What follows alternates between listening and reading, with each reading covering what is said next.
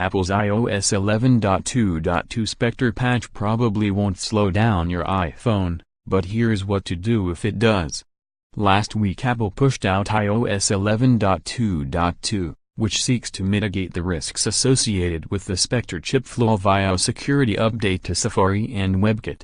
Since a Spectre attacker is most likely to attack your system via a JavaScript vulnerability, Apple has addressed the issue in iOS 11.2.2 to make your system more secure.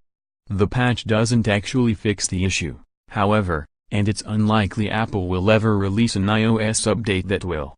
While researchers and programmers are actively working on ways to reduce the likelihood that your iPhone will ever be exploited using the Spectre flaws, Apple and others have made it clear that these are merely mitigations and not outright fixes.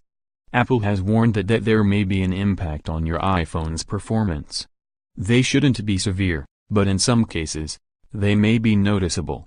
Security researcher Melvin Mughal created a bit of a stir recently after he posted iPhone 6 benchmarks, since removed, showing a hit as high as 40%, but those results shouldn't be common.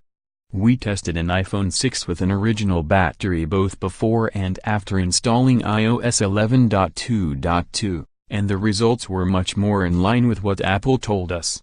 Here are the Geekbench 4 numbers we got, before and after installing iOS 11.2.2, iPhone 6 benchmarks for iOS 11.2.1, left, and iOS 11.2.2.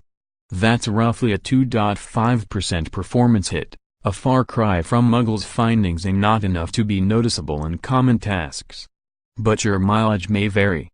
So here's what to do if you find your iPhone is sluggish after installing iOS 11.2.2. The best way to fix PCs with slowdown issues is the best way to fix an iPhone too. Before you start fiddling with settings, simply turn off your iPhone by holding down the power button on the right side, slide the button to the right, and wait for it to turn off. Then start it up again.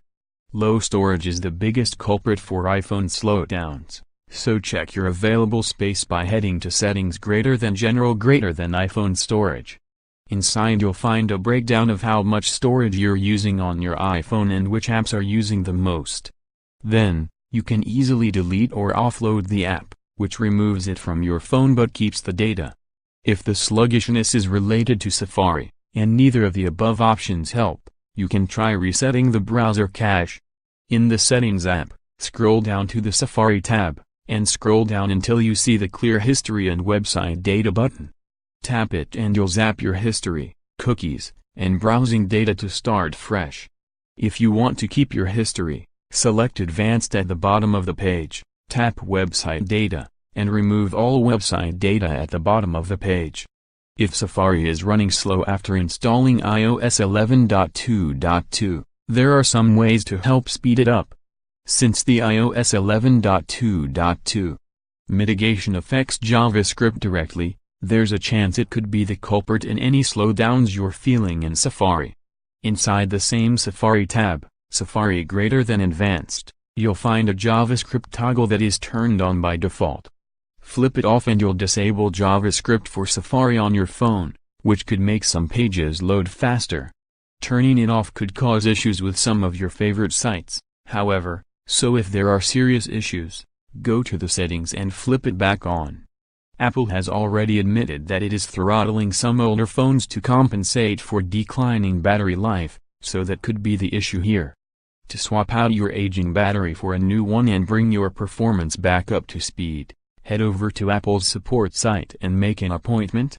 Benchmarks aren't always accurate, and since the mitigations Apple is implementing for Spectre directly affect the way the chip and OS interact, it could throw benchmarks out of whack. So if your phone feels the same as it did before but Geekbench is telling you it's way slower, don't panic. Try some of the above fixes, keep your eye on things, but above all, keep calm and carry on. Michael Simon covers all things mobile for Greenbot and Macworld. You can usually find him with his